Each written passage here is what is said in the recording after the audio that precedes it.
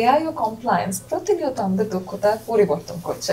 আমি ChatGPT use করি। ভালো প্রম্পটিং আপনাকে ভালো ফিডব্যাক দিতে পারে। ডিফারেন্ট ইন্ডাস্ট্রিতে কাজ না করলে আপনার নলেজ বেস বলেন, প্র্যাকটিস বলেন, শক্ত পোক্ত হয়ে বেড়ে ওঠা যায় না। আর এই স্কিল গ্যাপ দূর করতে নেটকম লার্নিং লার্নারদের জন্য নিয়ে এসেছে Netcom Plus. Leadership plays a very vital role success of any profession. কোনো আবিষ্কারই মানুষের জন্য কখনো থ্রেট হয়নি।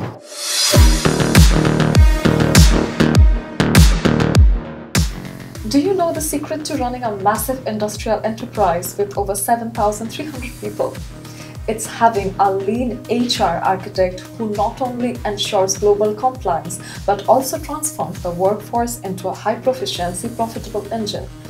কখনো কি ভেবেছেন একটি পোশাক শিল্পের বিশাল কর্মী বাহিনীকে সর্বোচ্চ উৎপাদনশীলতার শিখরে নিয়ে যেতে কি লাগে?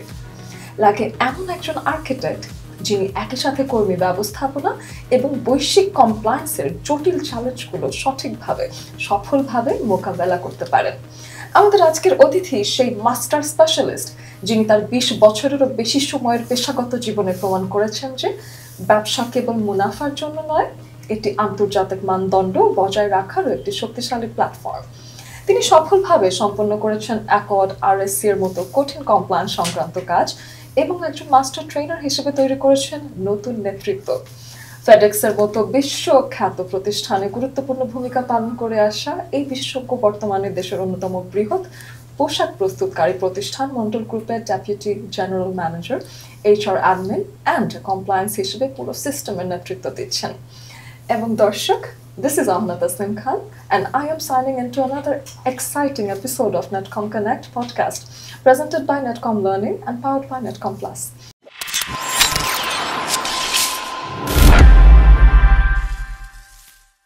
আমরা এই পডকাস্টে আলোচনা করব the lean leader architecting global compliance and high proficiency teams in apparel industry. Welcome করছি মন্ডল গ্রুপের deputy general manager, HR, admin and compliance Khandakar Nazmul আলমকে। ভাইয়া কেমন আছেন? আলহামদুলিল্লাহ, আমি ভালো আছি। আপনি ভালো আছেন? ভীষণ ভালো আছি, আপনাকে পেয়েও ভালো লাগছে। এবং একটা শিফটিং নিয়ে কথা বলতে চাই। যে শিফটিংটা হলো ফেডেক্সের মতো একটা গ্লোবাল সার্ভিস কোম্পানিতে আপনি ছিলেন এবং তারপরে শিফট করলেন একটা বিশাল ম্যানুফ্যাকচারিং কোম্পানি মন্ডল গ্রুপে। তো এই যে ক্যারিয়ারের একটা শিফট, পুরো ইন্ডাস্ট্রির একটা শিফট, এই পরিবর্তনটা আপনার কাছে কেমন? অ্যাকচুয়ালি পরিবর্তন সবসময় আমি পছন্দ করি। আমি ফেডেক্সে ছিলাম।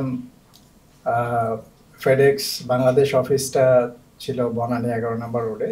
আমি তখন একটা পিজিডি করলাম হিউম্যান রিসোর্স ম্যানেজমেন্টে বিআইএম থেকে। পিজিডিতে যে কোর্সগুলো আমি শিখলাম, ইন্ডাস্ট্রিয়াল রিলেশন, লেবার ল সহ হিউম্যান রিসোর্স ম্যানেজমেন্ট, তখন আমার কাছে মনে হলো যে আমি ফেডেক্সে যে এইচআর প্র্যাকটিসটা করছি, এখানটায় কিছু কিছু এরিয়ার প্র্যাকটিসের লিমিটেশনস আছে। যেহেতু এখানে ম্যান পাওয়ার খুব বেশি না, সব মিলে বাংলাদেশে প্রায় 500+ ছিল। দেন আই ফেল্ট যে আমার এই নলেজটাকে অ্যাপ্রোপ্রিয়েট জায়গায় কাজে লাগানো দরকার।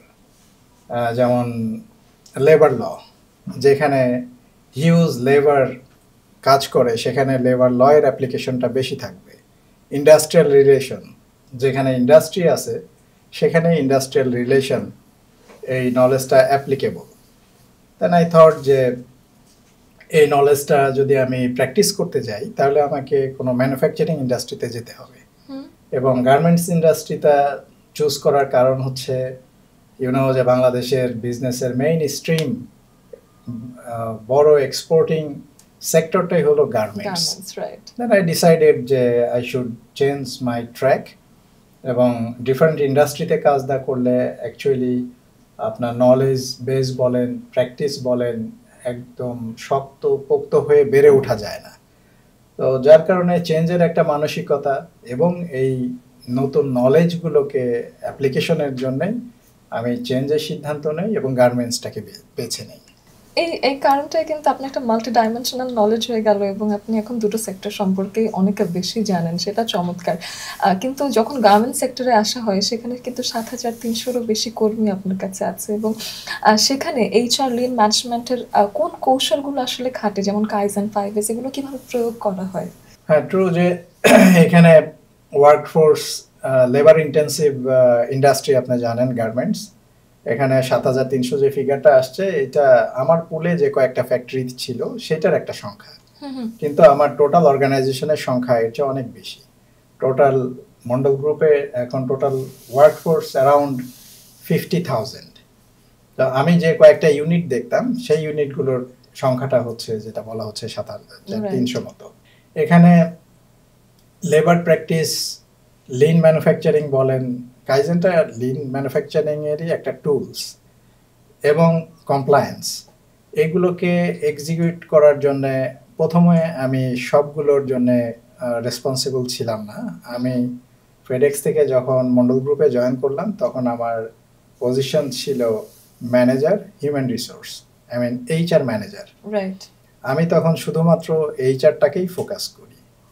সেখানে এইচআর এর রিক্রুটমেন্টটা, সেখানে হিউজ রিক্রুটমেন্ট, এক কথায় প্র্যাকটিস, এইচআর এর যেই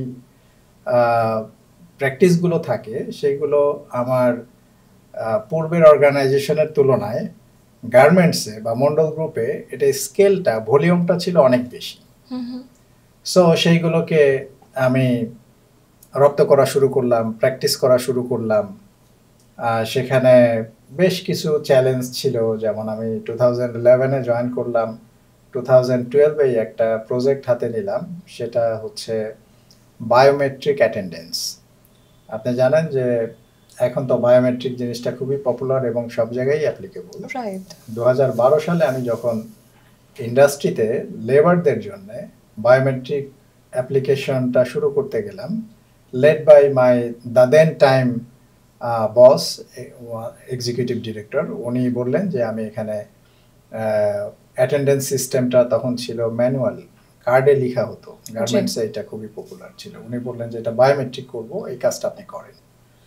আমি বিভিন্ন সাপ্লায়ার, ভেন্ডর এবং যারা এক্সপার্ট তাদের সাথে কথা বললাম।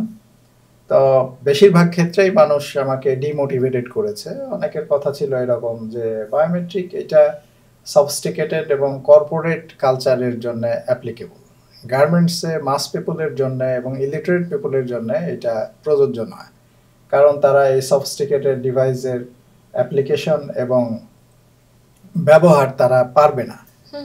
তো আমি বোঝার চেষ্টা করলাম যে কোথায় এটার ব্যত্যয় হবে, মানে কোন জায়গাটায় বুঝবে না বা ডিফিকাল্টিসটা কোথায় হবে। সেটাকে বুঝে আমি ডিটারমাইন করলাম যে না, এটা করা পসিবল এবং আমি এটা করব। এবং আমার বস, উনিও খুবই ফার্ম মেন্টালিটি ছিলেন এবং আন্ডার হিজ লিডারশিপ আমিও অনেক উজ্জীবিত ছিলাম যে না, এটা আমাকে করতেই হবে। তা আমি প্রথমে এইটার কি কি মানে লুফলস আছে, কি কি চ্যালেঞ্জেস আছে, সেগুলোকে সর্ট আউট করে ছোট স্কেলে শুরু করলাম। গার্মেন্টসে তো আপনারা জানেন যে লাইন হিসাবে কাউন্ট করা হয়, সুইং লাইন। তো আমি আমার ওখানে তখন ওয়ার্কফোর্স ছিল প্রায় 3,500 মতো। তো একটা ফ্লোরের একটা লাইন দিয়ে শুরু করলাম, যে এটা হচ্ছে আমার পাইলট প্রজেক্ট। সেখান দিয়ে শুরু করার পরে খুব লিমিটেড কিছু পিপল, মনে করেন 50 জন মতো, তাদেরকে বায়োমেট্রিক্সের আন্ডারে এনে তাদের থাম্ব রেজিস্ট্রেশন করে তাদেরটা পাইলটিং শুরু করলাম। তাদেরকে শুরু করার আগে ট্রেনিং রুমে নিয়ে এসে তাদেরকে ট্রেনিং করাইলাম, এই মেশিনের কিভাবে কাজ করতে হয় সেটাকে দেখালাম। টোটাল জিনিসটাকে অর্গানাইজ করার পরে এদিকে আমার কার্ড ম্যানুয়াল যে সিস্টেম সেটা রানিং আছে, কিন্তু এটা সেপারেটেডলি এটাকে প্রজেক্ট হিসাবে নিয়ে এটাকে ফোকাস করলাম, মনিটর করলাম। তো দেখলাম যে না, যেমনটা ভাবছিলাম আসলে তেমনটা অসুবিধাই কিছু নাই। তাদেরকে বলা হয়েছে যেভাবে, তারা সেভাবে কাজ করছে। যখন দেখলাম যে হ্যাঁ, ইটস ওয়ার্কিং ফাইন, দেন এক লাইন থেকে 2 লাইন, 2 লাইন থেকে 5 লাইন, এক ফ্লোর থেকে 2 ফ্লোর, 2 ফ্লোর থেকে 5 ফ্লোর, এর মাঝখানে অনেকগুলো প্ল্যান করতে হয়েছে। আমাকে মেশিনের সংখ্যা বাড়াইতে হয়েছে, ডিভাইস বাড়াইতে হয়েছে, এন্ট্রি এক্সিট, করে ফাইনালি এটাকে এস্টাবলিশ করা হয়েছে। এবং 2012 সালে আমি এটা দাবি করতেই পারি যে 2012 সালে গার্মেন্টস ইন্ডাস্ট্রিতে খুব বেশি একটা ফ্যাক্টরিতে বায়োমেট্রিক অ্যাটেন্ডেন্স ছিল না, যেটা ওই সময় করা সম্ভব হয়েছে। So kudos to you definitely. এবং আন্তর্জাতিক বাজারে টিকে থাকার জন্য অ্যাকর্ড বা আরএসসির মতো কঠিন গ্লোবাল কমপ্লায়েন্স যেগুলো আছে সেগুলো মেনে চলতে আপনার মূল চ্যালেঞ্জগুলো কি ছিল তখন? অ্যাকর্ড আরএসসির যে কমপ্লায়েন্স বা যে কাজগুলো সেগুলো আমার ডে ওয়ানে করতে হয়নি। অ্যাজ আই সেড যে আমি সেখানে জয়েন করেছি ম্যানেজার এইচআর হিসাবে। পরবর্তীতে যে কমপ্লায়েন্সের জন্য রেসপন্সিবল পারসন ছিলেন উনি চলে গেলেন, মাঝখানে একটু ভ্যাকুম তৈরি হলো, তো ফ্যাক্টরি তো কমপ্লায়েন্সের কাজ ফাঁকা রাখার সুযোগ নেই। আমি এইচআর এর দায়িত্বপ্রাপ্ত হলেও কমপ্লায়েন্সের ছোটোখাটো কাজকর্ম এগুলো চালিয়ে নিতাম। পরে কমপ্লায়েন্সের লোক হায়ার করা হলো, সে আসার পরে কমপ্লায়েন্সের কাজ করলেন। এর কিছু পরে দেখা গেল যে উনিও চলে গেলেন, মাঝখানে আবার ভ্যাকুম। এই ভ্যাকুমের জায়গাগুলোতে আমি রিপ্লেসমেন্ট হিসাবে বলতে পারেন যে সেটাকে you were giving proxy to everything. Exactly, proxy দিতে দিতে কিছুটা শিখে ফেললাম। এরপরে আবার যাকে হায়ার করা হলো, ম্যানেজমেন্ট তার কাজের প্রতি সন্তুষ্ট ছিল না, যাই হোক তারও থাকা হলো না বেশি সময়। পরবর্তীতে ম্যানেজমেন্ট হ্যাজ টুক ডিসিশন যে you should play both of the role, HR at the same time compliance. তখন কমপ্লায়েন্সের জোয়ালটা আমার কাঁধে আসলো, বাট মেইন বিষয়টা ছিল যে আমি এটা এনজয় করতাম, নতুন জিনিস শিখছি। এবং কমপ্লায়েন্স শুধু অ্যাকর্ড আরএসসি নয়, কমপ্লায়েন্সের আপনি জানেন যে এখানে social compliance, technical compliance, environmental compliance, অনেক আসপেক্ট আছে। তো প্রত্যেকটা জিনিসই নতুন এবং কমপ্লায়েন্সের কাজের মধ্যে অনেক চ্যালেঞ্জ আছে, কারণ এক্সিকিউশন জিনিসটা খুবই কঠিন। কঠিন বলতে গার্মেন্টসে মাস পিপল, সেখানে সবাইকে একটা জিনিস ইমপ্লিমেন্ট করানো এবং সাস্টেইন করানোটা খুব সহজ কাজ না। একদমই। বাট আমার ক্যারেক্টারের সাথে এটা যায়, মানে আমি I love to do that part and I enjoyed every time. পরবর্তীতে যখন আফটার রানা প্লাজা এবং তাজরিন ফ্যাশন অ্যাকর্ড ফর্ম হলো, অ্যাকর্ড এবং অ্যালায়েন্স, তখন সব ফ্যাক্টরিতে ইট ওয়াজ অ্যারাউন্ড 2014 এর দিকে যখন শুরু হলো, তখন অ্যাকর্ড অ্যালায়েন্স এগুলো কেউ বুঝে না, আমিও বুঝি না তাদের মতো। যখন তারা এই বডিটা ফ্যাক্টরিতে আসলো, তারা ইন্সপেকশন করলো, পরবর্তীতে তারা ওয়ার্কশপ করলো, ট্রেনিং করালো, তারা শেখালো কিভাবে কি করতে হবে। তো আমার এটার প্রতি দারুণ ইন্টারেস্ট ছিল। প্রত্যেক নতুন লার্নিংয়ে যেমন আমার ইন্টারেস্ট থাকে, এটার প্রতিও ছিল। আমি এই স্ট্রাকচারাল সেফটি, ইলেকট্রিক্যাল সেফটি এবং ফায়ার সেফটি প্রত্যেকটা পার্ট কমপ্লায়েন্স রেসপন্সিবল পারসন হিসাবে যতখানি ইনভলভ বা এনগেজ থাকার কথা, আমার মনে হয় যে তার চেয়েও বেশি ছিলাম। বিকজ অনেক টেকনিক্যাল জিনিস যেগুলো হয়তো মেনটেন্যান্স টিমের করার কথা, ফায়ার সেফটি যারা আছে তাদের করার কথা, ইলেকট্রিক্যাল টিমের করার কথা, কাজগুলো তারা করলেও প্রত্যেকটা কাজ সম্পর্কে তারা কিভাবে করে, কাজটা কিভাবে হয়, এটা ডিপে যাওয়ার একটা প্রবণতা ছিল, আমার ইন্টারেস্ট ছিল।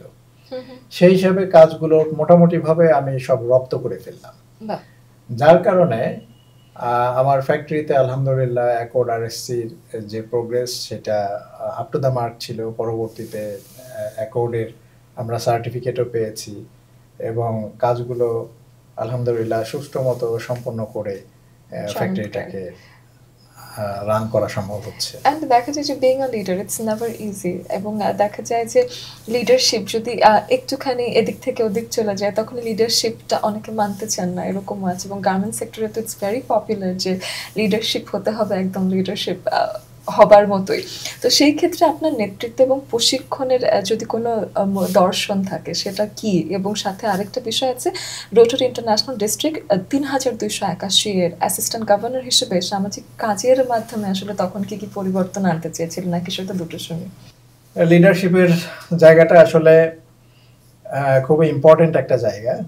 আপনি যদি কোনো ছোট টিমকে নেতৃত্ব দিতে যান তাহলে কিছু অ্যাপটিটিউড বা কিছু স্কিল আপনার থাকলেই যথেষ্ট, কিন্তু যখন আপনি কোনো বড় টিমকে নেতৃত্ব দিতে যাবেন, যেই টিমটা it's not within your disposal, right. For example আমি এইচআর হেড হিসাবে আমার টিমকে নেতৃত্ব দেব, সেটা অনেকখানি সহজ, কারণ আমি যেটা বলি সেটা তারা শুনবে। রাইট। কিন্তু আমি যদি অন্যান্য টিমকে নেতৃত্ব দিতে যাই বা কোনো জিনিস এক্সিকিউট করাতে যাই, কোনো অর্গানাইজেশনের স্বার্থে কোনো জিনিসকে তাদেরকে দিয়ে মানাইতে যাই, সেই ক্ষেত্রে এটা এত সহজ হবে না যে আমি বললেই তারা শুনবে। রাইট। তো শোনাবার জন্য কিছু কৌশল তো ডেফিনেটলি আছে। প্রথম কথা হচ্ছে যে you has to have some technical knowledge. শুধু করেন করেন বললে হবে না, কাজটা কিভাবে সহজে করানো যায় সেই মোটামুটি একটা ধারণা থাকতে হবে। তারপরে আপনার নেতৃত্বের যে কমন কিছু ফিচার, সেগুলো তো ডেফিনেটলি কম আর বেশি থাকতেই হবে। যেমন আপনার পার্সোনালিটি থাকতে হবে, আপনার কমিউনিকেশন স্কিল থাকতে হবে, ইন্টারপার্সোনাল স্কিল থাকতে হবে। আপনার এই জিনিসগুলো তো নেতৃত্বের একটা কমন জায়গা। এবং সাথে অনেক মেন্টাল স্ট্রেংথ লাগে না? ডেফিনেটলি, কারণ আপনি একটা কাজের কথা বললেন, তারা সেটা শুনছে না, এবং সেটা হতে পারে যে আপনার চেয়ে সিনিয়র পজিশনের কেউ, এখন কাজটা আপনি তাকে দিয়ে কিভাবে করাবেন। সেই ক্ষেত্রে আপনার কিছু টেকনিক এবং মেন্টাল স্ট্রেংথ, তো ডেফিনেটলি রেজিলিয়েন্স, এগুলোর প্রয়োজন সেই কাজটা করার জন্য। ডেফিনেটলি। এবং পরিবর্তনের জায়গাটা যদি আসি, যে সামাজিক কাজের মাধ্যমে যখন রোটারি ৩২৮১ সেখানে আপনি আসলেন অ্যাসিস্ট্যান্ট গভর্নর হিসেবে, সো কি কি চেঞ্জেস তখন চাচ্ছিলেন? দেখেন, রোটারি করি, এটা আমার প্যাশন। রোটারি ইন্টারন্যাশনাল, আপনি জানেন যে এটা বিশ্বের সবচেয়ে বড় একটা সামাজিক নেতৃত্ব দানকারী আন্তর্জাতিক প্রতিষ্ঠান। তারা রোটারি ইন্টারন্যাশনাল মানুষের ওয়েলফেয়ার নিয়ে কাজ করে। এখান থেকে নেতৃত্বের দানের সুযোগ রয়েছে, নেতৃত্ব শেখার সুযোগ রয়েছে। সেই সুযোগগুলো since my beginning in rotary back in 2013 I started learning.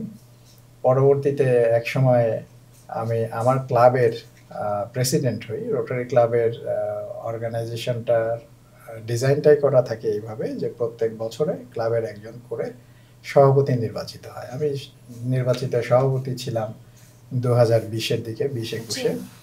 তো পরবর্তীতে যখন আমার প্রেসিডেন্টশিপ ওভার হয়ে যায়, তারপরের দায়িত্বটা আসে এজি বলা হয়, অ্যাসিস্ট্যান্ট গভর্নর।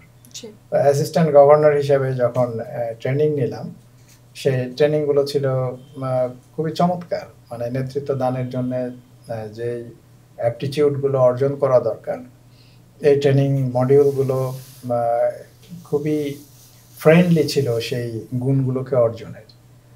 কিছুটা আনফরচুনেট বিষয় ছিল এখানে, আমি যখন অ্যাসিস্ট্যান্ট গভর্নর হলাম ঠিক সেই বছর কোভিড শুরু হলো। কোভিডের সময়গুলোতে ফিজিক্যাল মুভমেন্ট লিমিটেড ছিল, যার কারণে অ্যাসিস্ট্যান্ট গভর্নর হিসেবে আমার যে রোল, 3টা ক্লাবকে সুপারভাইজ করা, কোঅর্ডিনেট করা, সেইগুলো অতখানি করা সম্ভব হয়ে ওঠেনি বিকজ অফ কোভিড।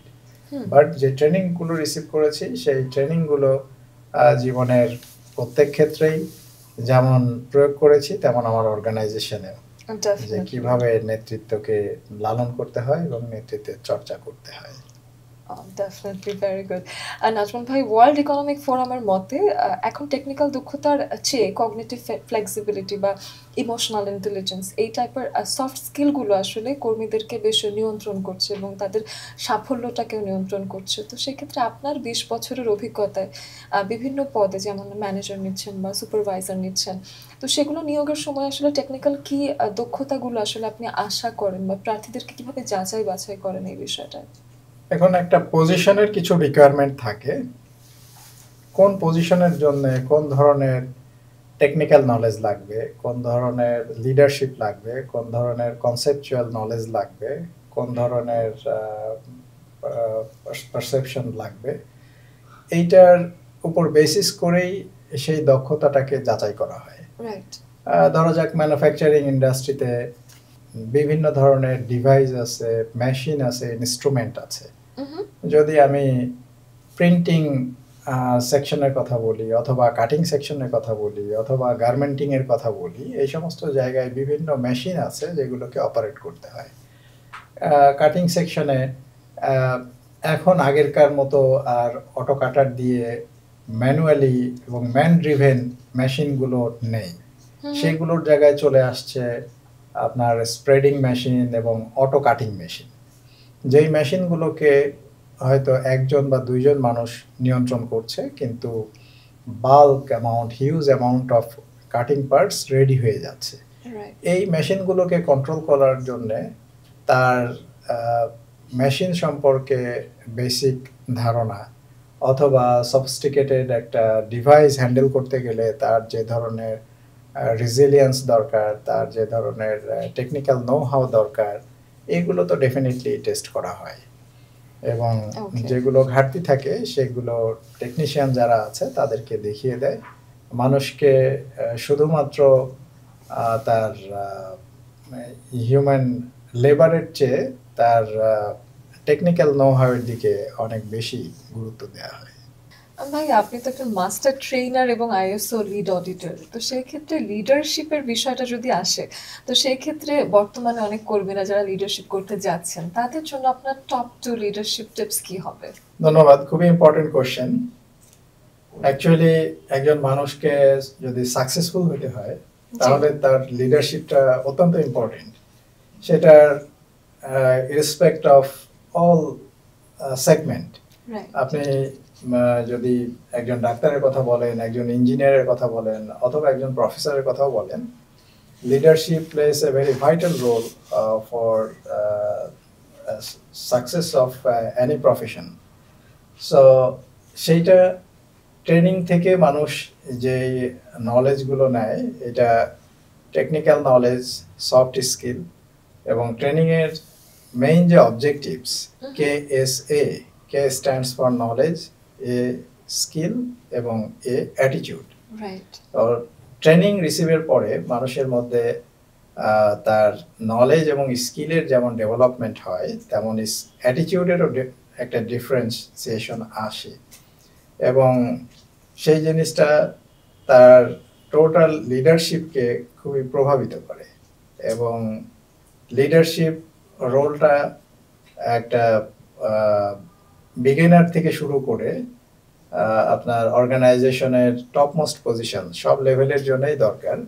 এটা ডিপেন্ড করে কোন লেভেলে মানুষের কোন ধরনের লিডারশিপটা বেশি অ্যাপ্লিকেবল। রাইট, একদম। এখন ম্যাকেন্সির একটা গবেষণা অনুযায়ী যেটা হয়েছে, এআই এবং অটোমেশনের কারণে 2030 সালের মধ্যে বাংলাদেশের গার্মেন্ট সেক্টরের 60 লাখ কর্মীর কাজের ধরন বদলে যাবে। আবার এআই নিয়ে অনেকের মধ্যে একটা ভীতি কাজ করে যে এআই কি আসবে, তারপরে আমাদের কর্মীদের আর প্রয়োজনই হবে না, এআই কি এভাবে টেক ওভারও করতে পারে কিনা। আপনার কি মনে হয় যে সামনের দিনে, আপনি যেহেতু একজন লিন প্র্যাকটিশনার, এআই টুলগুলো আসলে আমাদের হেল্পিং টুল হবে নাকি AI can take over even? আপনি দেখেন যে কোনো আবিষ্কারই মানুষের জন্য কখনো থ্রেট হয়নি। বর্তমান সময়কে বলা হয় ইন্ডাস্ট্রি 4.0 রেভলিউশন। আপনি যদি ইন্ডাস্ট্রি 1.0 কথা চিন্তা করেন, যখন হুইল আবিষ্কার হয়, চাকা, এবং ইলেকট্রিসিটি এবং ইলেকট্রিক মোটর, যে সময় থেকে ইন্ডাস্ট্রিয়ালাইজেশনের যাত্রা শুরু, তখন যদি মানুষ এভাবে করে ভাবতো যে এখন তো হুইল আবিষ্কার হয়ে গেছে, এখন তো মোটর আবিষ্কার হয়ে গেছে, তাহলে কিভাবে এই চাকাগুলোকে যারা ঘোরাতো সেই মানুষগুলোর কাজ কি হবে, তারা তো না খেয়ে থাকবে। কিন্তু সেটা হয়নি। হুইল আবিষ্কারের পরে, ইলেকট্রিসিটি আবিষ্কারের পরে বরং ব্যাপকভাবে কর্মসংস্থান তৈরি হয়েছে, নতুন আরো কর্মসংস্থান। ইন্ডাস্ট্রি 1.0 যদি না হতো তাহলে ইন্ডাস্ট্রিয়ালাইজেশনের এই যাত্রাটাই শুরু হতো না। এই যাত্রারই ধারাবাহিকতায় ইন্ডাস্ট্রি 2.0, 3.0, বর্তমানে 4.0, কখনো কখনো বলা হয় 5.0।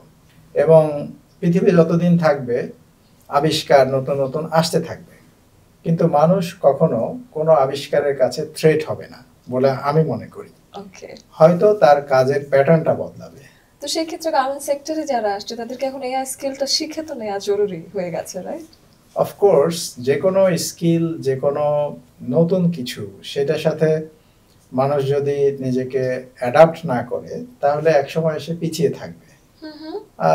Change is a must and change is a mandatory, but যারা চেঞ্জকে ওয়েলকাম জানাবে না, একসময় দেখা যাবে যে তারা ব্ল্যাক অ্যান্ড হোয়াইট টেলিভিশনের মতো হয়ে গেছে। তারা একসময় সময়ের চেয়ে পিছিয়ে থাকবে এবং অবসলিট হয়ে যাবে। এআই চলে আসছে, এআই মানুষকে জানতে হবে how AI functions and what it is. আপনি এইটা দিয়ে যদি আপনার প্রোডাক্টিভিটিকে এনহান্স করতে পারেন, আলটিমেট উদ্দেশ্য হচ্ছে অর্গানাইজেশনের, যদি ম্যান পাওয়ারের ক্ষেত্রে বলি তাহলে সেটা চিপার, বেটার অ্যান্ড ফাস্টার। একজন এমপ্লয়ার কোন ধরনের এমপ্লয়িকে বেশি পছন্দ করবেন, যার মধ্যে এই গুণগুলো আছে, হু should be cheaper, better and ফাস্টার। আপনি একটা কাজ করছেন, একটা এইডস আছে, আপনি যদি সেটার অ্যাপ্লিকেশন না জানেন তাহলে আপনি পিছিয়ে থাকবেন তার তুলনায় যে ওই এইডসটা জানে। সে মেবি আরো চিপার হবে, আরো বেটার ভাবে কাজটা করতে পারবে এবং আরো ফাস্টার কাজ করতে পারবে। আমি যদি এআই এর একটা এক্সাম্পল দেই, আমি এআই এর মধ্যে চ্যাট জিপিটি ইউজ করি। আমি একটা রিলেটেড রেফারেন্সই দিতে পারি। নেট লার্নিং থেকে আমার অফিসে একটা ডেমো দেওয়া হয়েছিল এআই এর উপরে, চ্যাট জিপিটির উপরে। তো সেখানে দেখলাম যে ট্রেনার প্রম্পটিং এর উপরে বেশ এমফাসাইজ করলেন।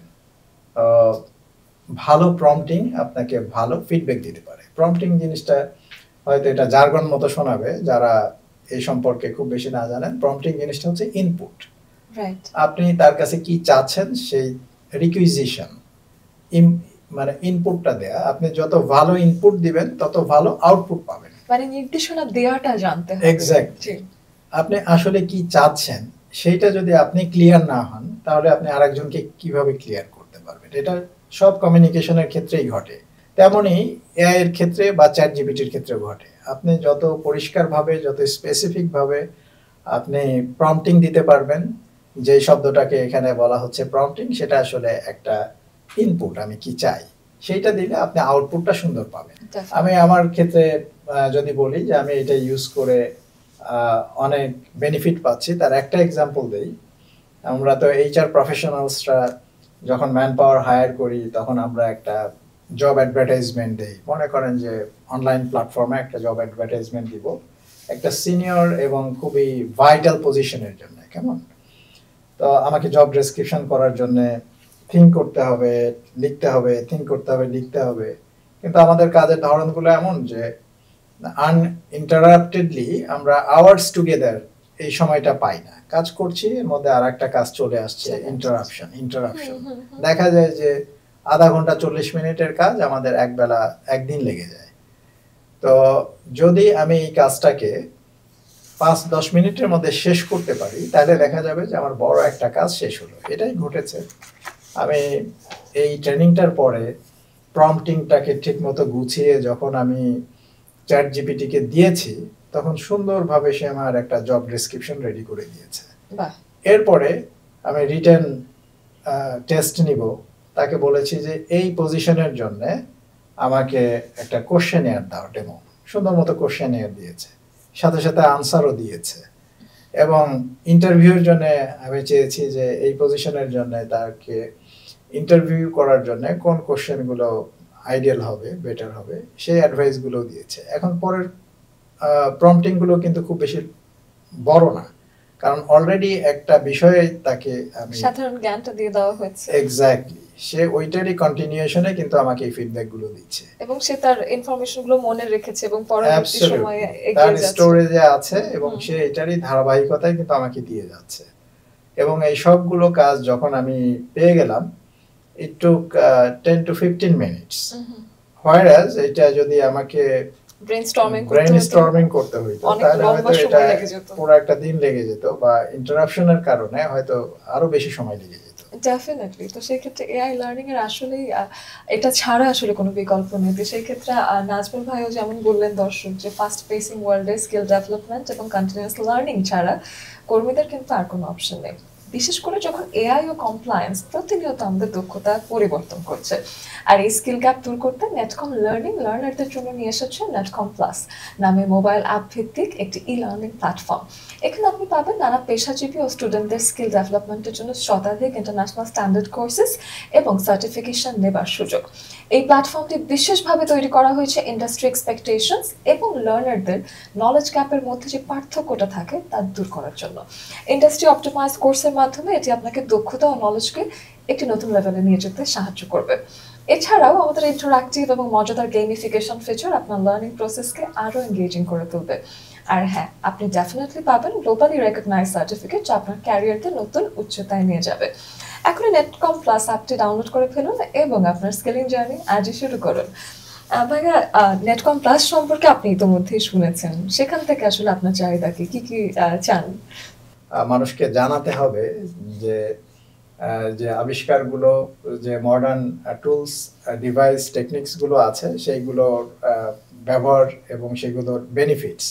আমি মনে করি যে যারা এই সেক্টরে আরএমজি সেক্টরে আছে, এইচআর প্রফেশনালস তো বটেই, অন্য সকল ডিপার্টমেন্টেই যারা ক্যারিয়ারের শুরুর দিকে আছেন বা মিড পজিশনে আছেন, ইভেন সিনিয়র পজিশনে, নেটকম প্লাস লার্নিং এর এই যে লার্নিং টুলস সেটার সাথে তাদের পরিচিত হওয়াটা খুবই জরুরি। বিকজ তাদের আপনি যদি ক্যারিয়ারকে বড় করতে চান তাহলে you should always sharpen your tools.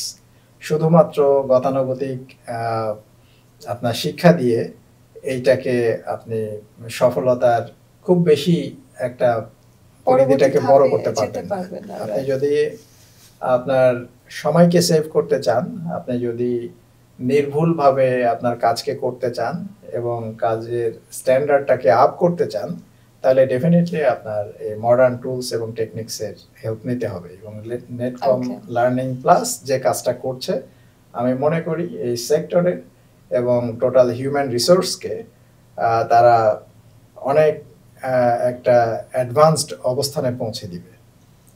Thank you so much. এবং এখন যে প্রশ্নটা আপনাকে করতে চাই, আপনার কাছ থেকে অ্যাডভাইসই নিতে চাই আসলে, সেটা হলো আইএলও বলছে যে বিশ্বব্যাপী যুবকদের একটা বড় অংশ তারা কোনো কাজ বা প্রশিক্ষণের মধ্যে নেই এবং কাজ না পেয়ে অ্যাংজাইটিতে আছে, এমন মানুষের সংখ্যা কিন্তু প্রতিনিয়ত বেড়ে চলছে। তো এখন আসলে তাদের জন্য আপনার টপ টু প্র্যাকটিক্যাল অ্যাডভাইস কি হতে পারে? যারা কাজ করার উপযোগী কিন্তু কাজ পাচ্ছে না, তাদেরকে আমরা বেকার বলতে পারি। কিন্তু যার কাজ করার স্কোপ আছে, চাইলে সে কাজ করতে পারে, তাকে বেকার বলার সুযোগ নেই। তো যারা কাজ চেয়েও পাচ্ছেন না, তাদের জন্য দুইটা অপশন হতে পারে। একটা হচ্ছে সে যদি জব মার্কেট বা চাকরির বাজারটাকে মনে করে যে বড় একটা চ্যালেঞ্জ, তাহলে তার জন্য প্রত্যেক মানুষের জন্যই অল্টারনেটিভ হতে পারে entrepreneurship. Entrepreneurship does not necessarily mean that you should has to have a lot of investment. অনেক ইনভেস্টমেন্ট ছাড়াও আপনার ব্যবসা করে অনেক সফলতার গল্প আমাদের আশপাশে রয়েছে, সেটাকে তারা গ্র্যাব করতে পারে। আর জব মার্কেটে আসতে গেলে তাকে তার সোয়াট অ্যানালাইসিসটা করতে হবে, তার বর্তমানে কি কি স্ট্রেংথ আছে, কি কি উইকনেসেস আছে, সেইগুলোকে বিচার বিশ্লেষণ করে সে জব মার্কেট ঢুকতে পারে। কোনো স্পেসিফিক জবে ঢোকার জন্য তার স্পেসিফিক স্কিল থাকা দরকার। কিছু স্কিল সেট আছে যেটা কিছু কিছু পজিশনের জন্য ম্যান্ডেটরি। সো সেই বিষয়গুলোকে জেনে সে যদি জব মার্কেটের দিকে আগায়, ডেফিনেটলি সে জবেও সাকসেস হতে পারে। অথবা এন্টারপ্রেনিয়রশিপের দিকে গেলেও কিছু কিছু স্কিল মানুষের দরকার হয়, সেগুলোকে রপ্ত করে সেদিকেও মানুষ অগ্রসর হতে পারে। ভাইয়া, আজকে আপনার কাছ থেকে আসলে অনেক কিছু শুনলাম, শিখলাম এবং আরএমজি সেক্টর সম্পর্কে একটা নতুন ডাইভারশনে আসলে আমাদের জানা হলো। আই হোপ আমাদের লার্নারদেরও অনেক উপকার হয়েছে। এবং আমি পর্যায়ে আমাদের দর্শকদের জানাতে চাই যে আমাদের মন্ডল গ্রুপের deputy general manager HR and compliance Khandakar Nazmul আলমকে আমি ধন্যবাদ জানিয়ে ডেফিনেটলি তার 20 বছরেরও বেশি সময়ের লিন এইচআর দক্ষতা, গ্লোবাল কমপ্লায়েন্সের চ্যালেঞ্জ মোকাবেলা এবং এআই যুগে নেতৃত্বের মতো ক্রিটিক্যাল দিকগুলো নিয়ে যে মূল্যবান আলোচনা করেছেন, সেটা আসলে আসলে আমাদের জন্য বেশ একটা কাজে লাগবে। নাজমুল ভাই, আপনি যদি আমাদের দর্শকদের উদ্দেশ্যে এবং লার্নারদের উদ্দেশ্যে কিছু বলতে চান, I am leaving the camera to you. যে কোনো লার্নিং সেশনই কিছু মানুষকে উপকৃত করতে পারে, বিশেষ করে লার্নার যারা ক্যারিয়ার সিকার আছেন, তারা তাদের ক্যারিয়ারটাকে বড় করার জন্য কিছু প্ল্যান করতে পারেন যে কোন সেক্টরে বা কোন সেগমেন্টে আপনি আপনার ক্যারিয়ারটা করতে চান। ক্যারিয়ারের বিষয়টা হচ্ছে you should always sharpen your tools. আপনি যখন বেসিক এডুকেশনটা নিয়েছেন, আপনি এডুকেশন নিয়েছেন একটা জেনারেলাইজ জায়গায় আসার জন্য, বাট আপনি যখন কোনো প্রফেশনে ঢুকবেন, স্পেসিফিক জব রোল প্লে করবেন, তখন আপনার কিছু স্পেসিফিক স্কিলস দরকার। সেইটা কোন রোলটা, কোন স্কিলটা কোন জায়গাটায় দরকার হবে, সেটা অবশ্যই যারা ক্যারিয়ার কাউন্সেলর আছেন, যারা সিনিয়র আছেন, তাদের কাছ থেকে জানলে বা শেয়ার করলে আপনার ক্যারিয়ারের জন্য অনেক ভুলটাকে অ্যাভয়েড করা সম্ভব হবে। মডার্ন টুলস, টেকনিক্স, টেকনোলজি যেগুলো আছে সেগুলোর অ্যাপ্লিকেশনগুলো জেনে ফেলতে পারলে আপনি দেখবেন you are clearly ahead than others. যারা এই টুলসগুলো শিখেনি তাদের চেয়ে আপনি অনেক ভালো অ্যাডভান্সড জায়গায় থাকবেন। অনেক সময় অনেক কাজ আমাদের সামনে চলে আসে, মেইন চ্যালেঞ্জ থাকে সময়। খুব কম সময়ে খুব নির্ভুলভাবে, খুব দক্ষতার সাথে খুব মানসম্পন্ন কাজকে ডেলিভারি করতে হয়। সেক্ষেত্রে আমি মনে করি AI platform can play a very vital role. আমি নেটকম লার্নিং প্লাসকে সাধুবাদ জানাই এবং ধন্যবাদ জানাই অ্যাজ এ এইচআর প্রফেশনালস, এই কারণে যে তারা মানুষের দক্ষতা উন্নয়নে এবং ক্যারিয়ার স্ট্রিক্ট যারা, তাদের ক্যারিয়ারকে সুন্দর করার জন্য যে ধরনের জ্ঞানের চর্চা এবং আলোচনার আয়োজন করেছেন, এইটা যারা ক্যারিয়ার গড়তে চান এবং ফ্রেশার্স আছেন, আমি মনে করি তাদেরকে এটা অনেক বেশি বেনিফিট দিবে। থ্যাংক ইউ সো মাচ নেটকমকে আমাকে কথা বলার সুযোগ দেওয়ার জন্য। I wish every success Netcom plus, because তারা যে প্ল্যাটফর্মটা লঞ্চ করছে লার্নিংয়ের জন্য, লার্নিংয়ের মাধ্যমেই আপনার ডেভেলপমেন্টটা আসবে। আশা করি আপনারা নেটকম লার্নিংয়ের সাথে থাকবেন। শুভকামনা রইল, ভালো থাকবেন। অনেক ধন্যবাদ ভাইয়া। দর্শক, এটাই ছিল আজকের আলোচনা। আমরা আশা করি আপনারা ভ্যালুয়েবল ইনসাইটস পেয়েছেন এবং ভবিষ্যতের স্কিলিং এর ইম্পর্টেন্সটা বুঝতে পেরেছেন। নেটকম কানেক্ট পডকাস্টটি আপনার জন্য প্রেজেন্ট করেছে Netcom Learning Bangladesh, powered by Netcom Plus. আমাদের সাথে কানেক্টেড থাকতে এবং নতুন নতুন এপিসোডস দেখতে অবশ্যই ফলো করুন আমাদের অফিসিয়াল সোশ্যাল মিডিয়া প্ল্যাটফর্মগুলো, ফেসবুক, লিঙ্কডইন, ইউটিউব এবং Instagram. Stay connected, keep learning and keep growing with Netcom Learning. Till next time, it's me, Ohna Tasnim Khan, signing off. Take care and goodbye.